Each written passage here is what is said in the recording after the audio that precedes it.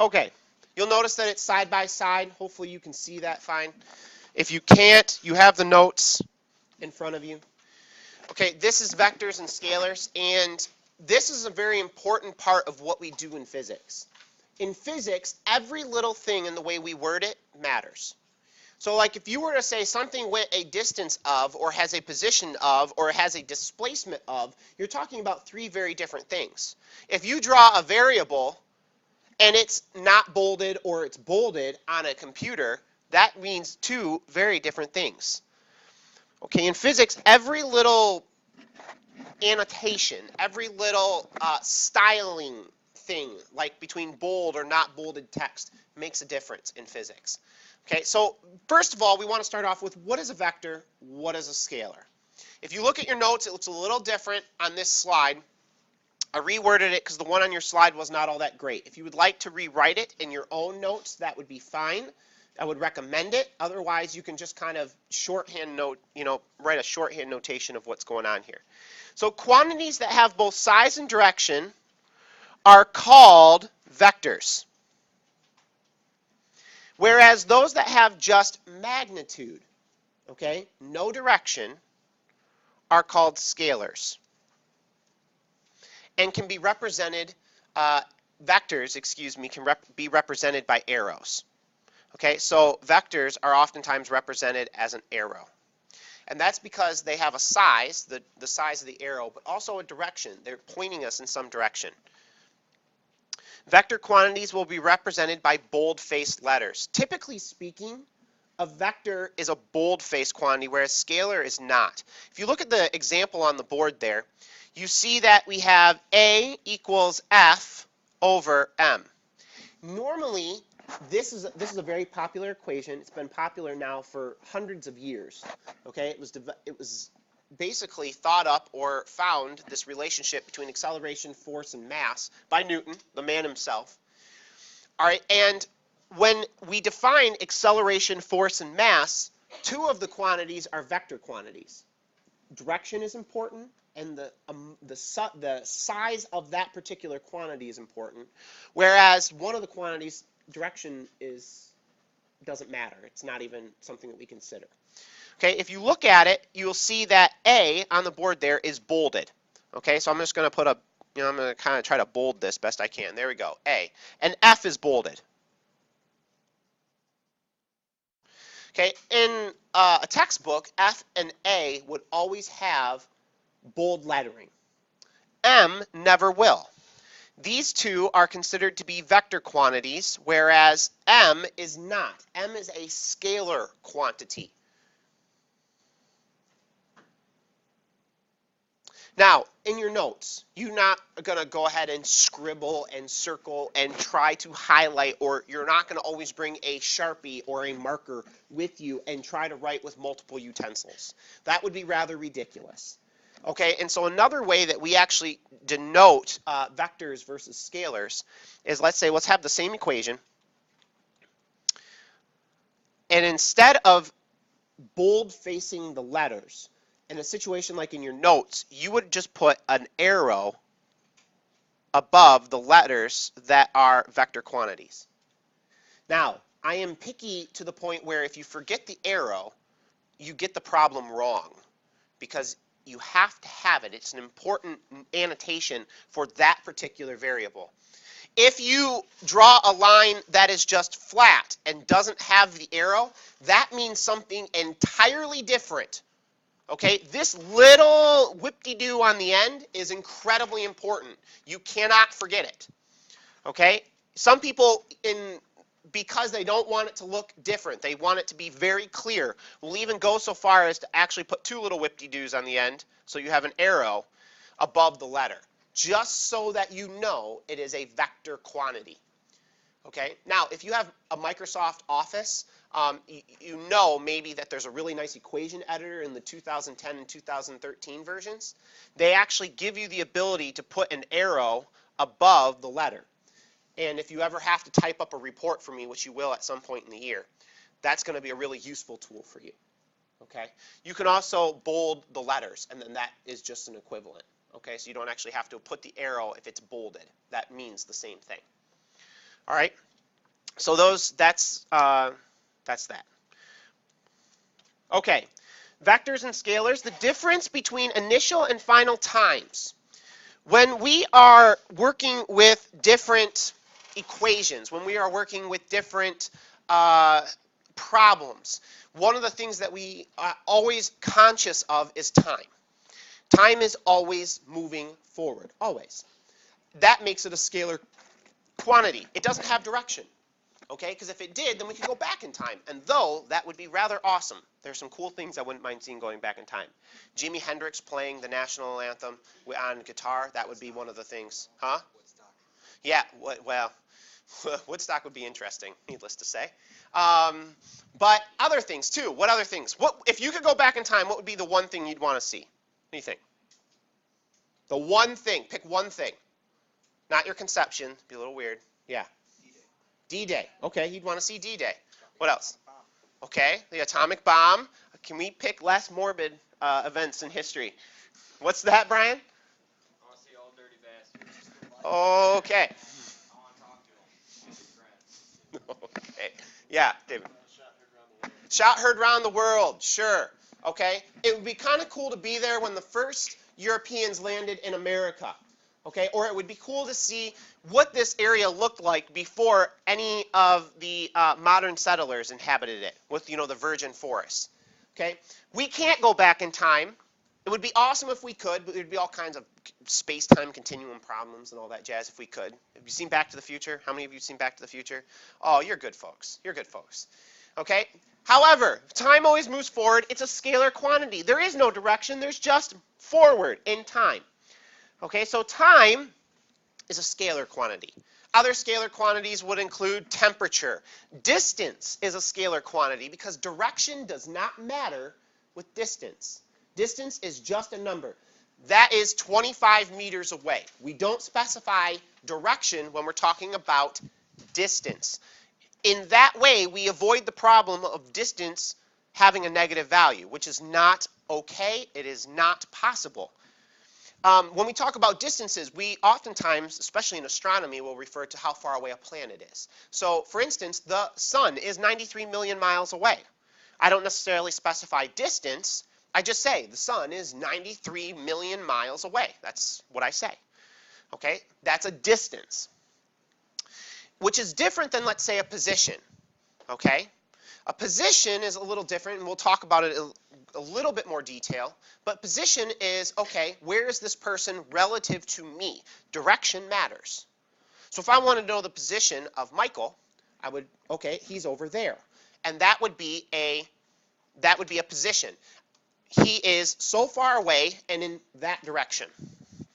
Okay, so these kinds of things make a big difference. Time intervals is the blank here. Time intervals are something that we're going to be talking about. It's a scalar quantity.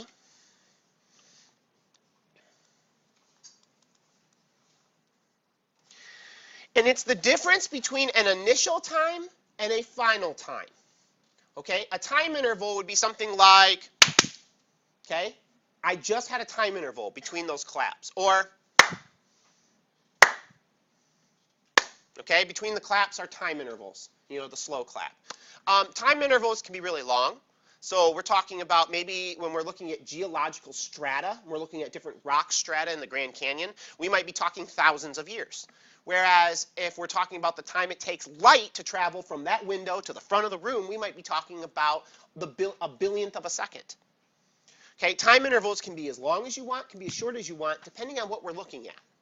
Okay, so time intervals we have to figure out a way to define them. Okay, in this particular diagram here, okay, let's just go ahead and briefly take a larger look at it. This diagram here, this TI is what we call the initial time. Initial time. It says TI, the I represents the word initial. So it's our starting time. It's our physical representation of when we are going to begin, let's say, a stopwatch or recording a time. This TF over here, okay, right here, that TF is representing a final time, when we stop measuring time. Now, we have TI, we have TF. Everything in between is our time interval. the interval in which we want to measure how much time elapsed. Like I said, it could be long, it could be short. Okay?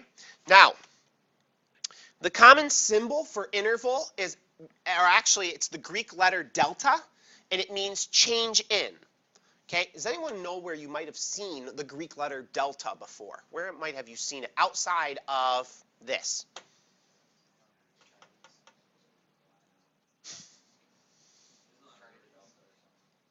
How many of you are familiar with rise over run? It's the change in what over what? The change in y over the change in x. Sometimes we write it as delta y over delta x. It literally means a change in y2 minus y1 over x2 minus x1. That's slope. Okay, slope, something you learned in algebra. This is the Greek letter delta. Now, Greek letters will make a constant appearance in physics. By the time you get through, if you were to take like this or AP Physics, you will see just about every letter in the Greek alphabet, capital and lowercase. Okay, we go through all of them because they all, the reason we use Greek letters is oftentimes it's a dead language. So people elsewhere aren't really using them, so we use them in science. We use them in mathematics.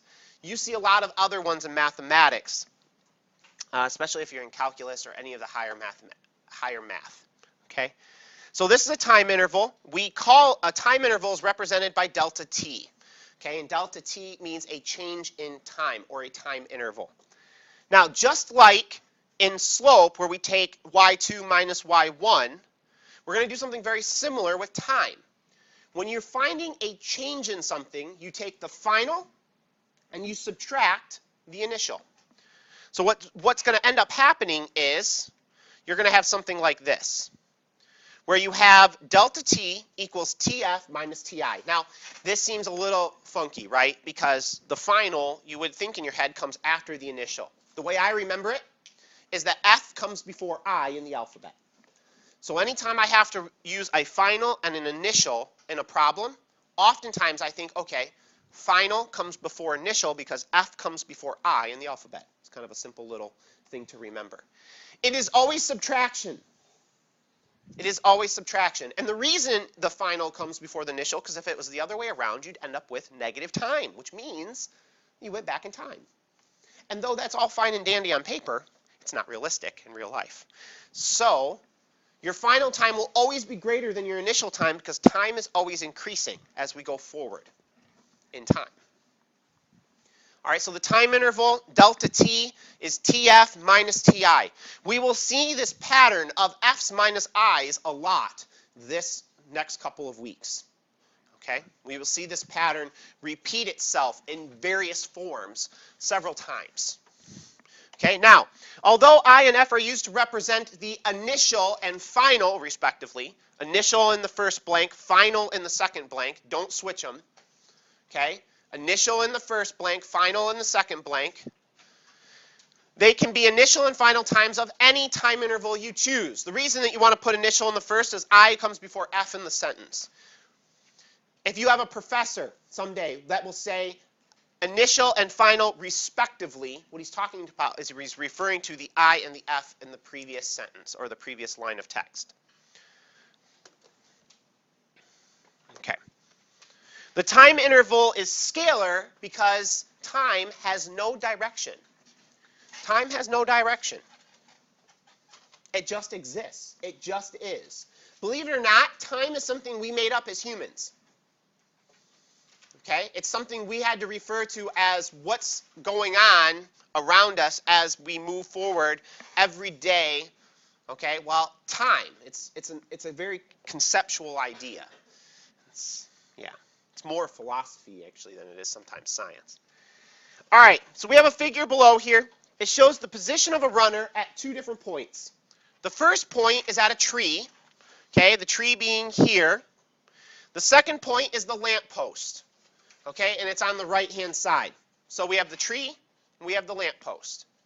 Now, we have a couple things going on in this diagram. Okay, first of all, there are arrows. These arrows represent several different things. The top arrow is longer than the bottom two, and it represents the final position.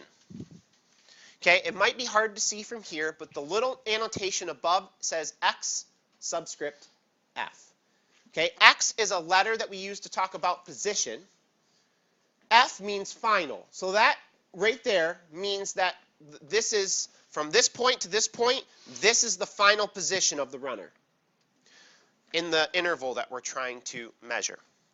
XI, this is the initial position where the arrow stops. This is where the runner's position is starting from. This is where we're going to start our calculation. Now, we notice that there's runner before, runner after. We're not concerned with them.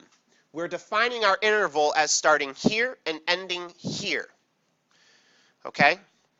Starting at the tree, ending at the lamppost. Now, I want you to notice two things about these arrows. This is very important when you're defining position. This is actually a great test question on your test. These arrows represent position. Position always starts at the origin. Always. When you want to find the position of an object, you always do it relative to its origin. A great example of this would be if you had a crime scene. Okay? You're at a crime scene. There are hundreds of pieces of evidence. You can't, let's say this crime scene happens in the middle of a road. You can't just shut the road off for 3 weeks and then analyze the crime scene. You have to diagram it, take it down so that you can restore traffic. So one of the ways that police officers and other people do is they have to find the position of each object relative to a point or 2 points. Okay? Sometimes even 3 points. A term for finding something using 3 points is called triangulation. It's actually how they find the center of earthquakes. Okay, so let's say that there are a bunch of pieces of evidence, let's say on every desk. I would pick a point in the room and I'd say it's this point. And I would say, okay, that piece of evidence is on that desk at about 30 degrees from this wall. Okay, and that would be where it's at. That would be a position vector. It'd be drawn from the origin. So I'd have a bunch of arrows radiating out and stopping at different points in the room to represent all the different locations of the different pieces of data or evidence at that crime scene. Okay? Those would be position vectors. They have magnitude, they vary in length, and they have direction. They're pointing me in a certain direction to that object. Okay? So these are position vectors. There's another arrow here. It does not start at the origin. It starts at xi and ends at xf. We call this, and you're going to want to arrow it, and you're going to want to star it, and you're going to really want to focus on this one. We call it a displacement vector. It's a displacement vector. Displacement, the term itself, means change in position. Okay? It's kind of original, not really. You're literally taking the change in position from the final position to the initial position. It's literally a change where where they both stop, you're measuring the gap. Okay? Now, this idea of displacement and is being a change in, we use that Greek letter delta again because it's a change in position. So positions represented by x change in by delta, hence we call it delta x.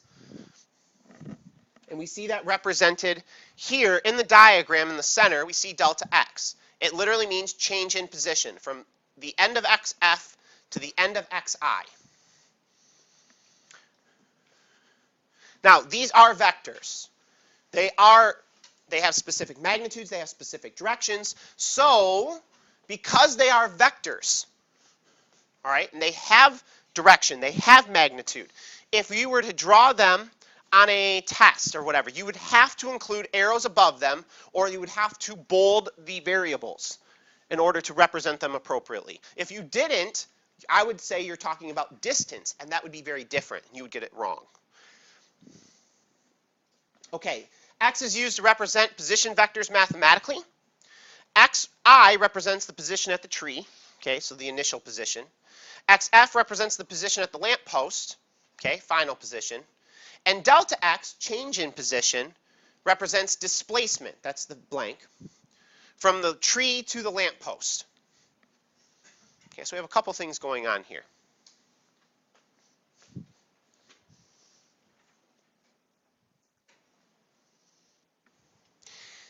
Displacement, this blank, is defined mathematically as delta x equals xf minus xi. Remember when I said we're going to see this form again? Well, here it is. It's in displacement. If you were to look really closely, compare the slides, cut them out, put them side by side, you would see that the time interval equation is not bolded, whereas this one is. Okay? This is a vector quantity, or a vector equation, whereas the time interval is not. xf and xi are just your initial and final starting points. And displacement can be negative. It can. Because it's a vector quantity, it can have a negative direction.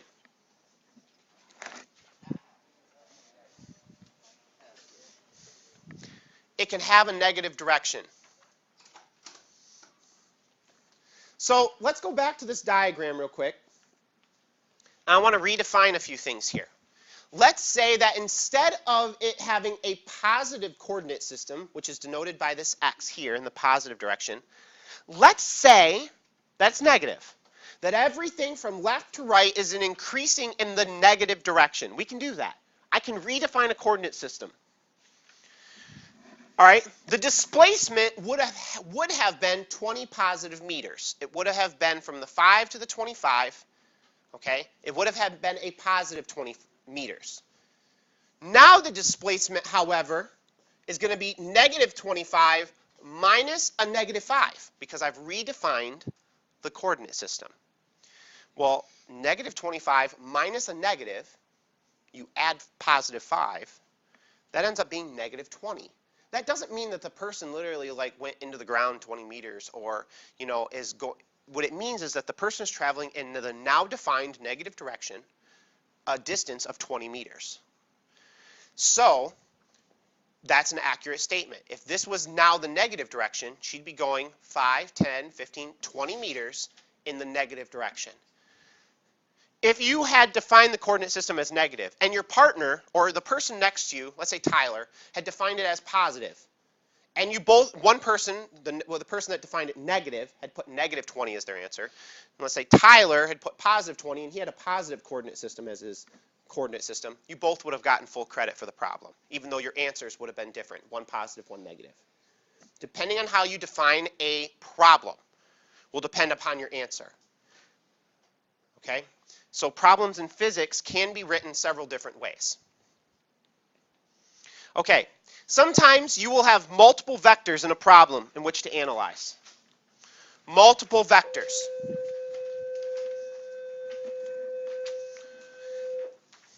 All right, these multiple vectors, when added together, produce something called a resultant. R-E-S-U-L-T-A-N-T, resultant. Tant, I should say. Resultants are something, if you were doing vectors in algebra, something you may be familiar with. Okay? The figure to the right shows how to add and subtract vectors in one dimension. One dimension means they're literally going either in the same direction or opposite, not at angles. We will eventually get to angles, but not for 5 weeks. Okay? So let's say that I am in a plane. Okay? And I'm in a plane here. So I'm sitting in the plane. Okay, and I'm pretty comfortable. Got my Sky Miles magazine, got my little cup of apple juice with way too much ice, so it's only this much juice. And I'm sitting there in the plane.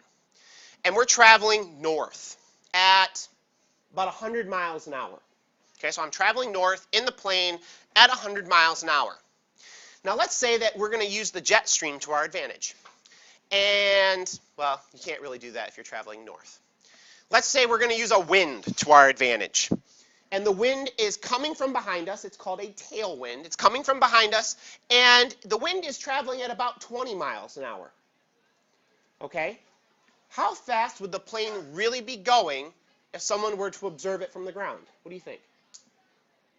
I'm traveling, the plane is telling me it's going 100 miles an hour, okay? But that's relative to the air around it. The air around it is actually traveling at 20 miles per hour.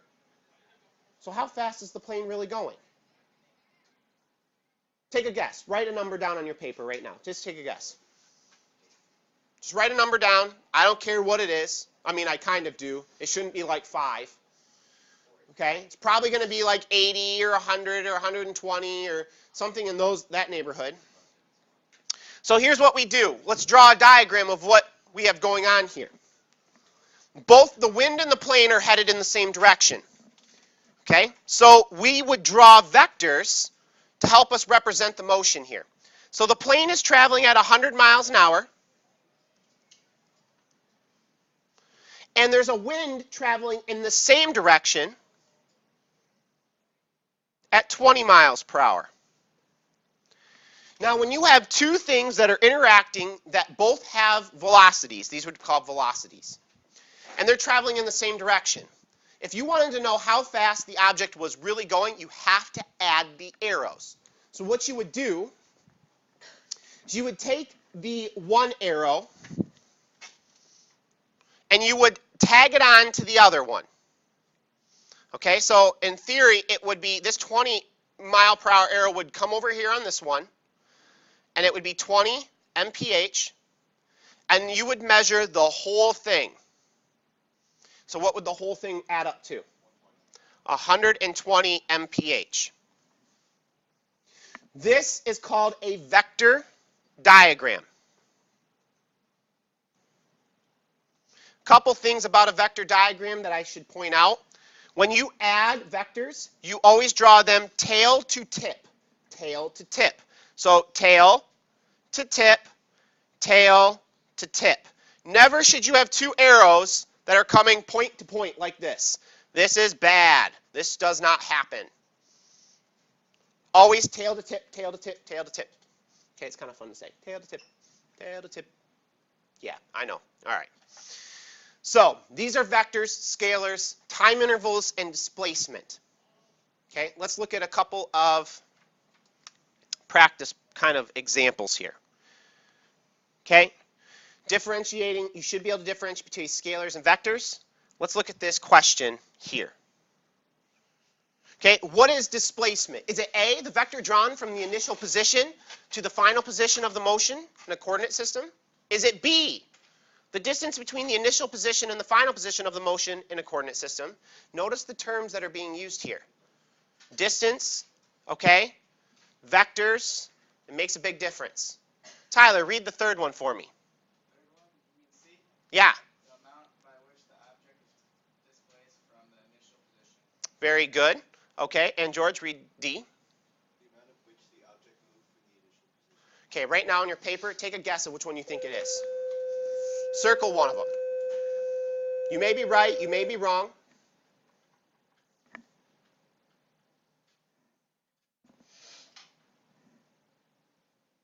Okay, the answer is A.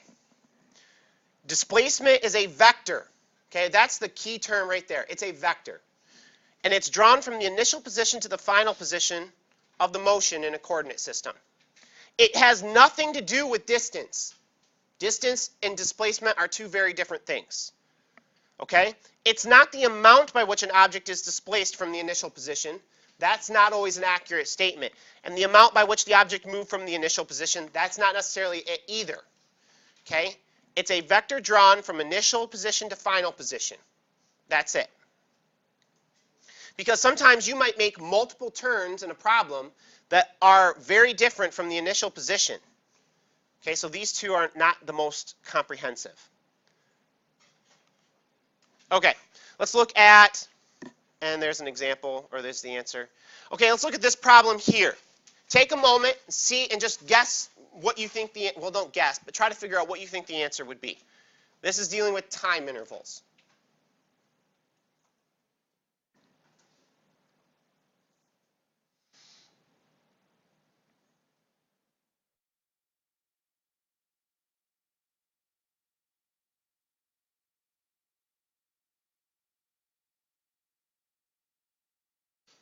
Okay, now remember, a time interval is a change in time, okay, delta t. It's the final time minus the initial time. Final time here is always going to be the time that is larger, because time is always increasing. It is never decreasing. So, in this particular situation, our final time would be defined as this object here, the red light. Okay, and it is at a minute 45. And the green light is a minute 20. Okay, or you could say an hour 20 or whatever. In this case, actually, I think it's an hour 20 and an hour 45. How would you set up the problem? What would you subtract from what? Yeah, George. 145 minus 120. So what would probably be the most likely answer in this particular situation? C, 25 minutes. And the answer is C. Okay? And here's an explanation. We see that TF, 145, TI, 120. When you subtract TI from TF, you get 25 minutes. Okay, that is it for today, sort of. Let's go ahead and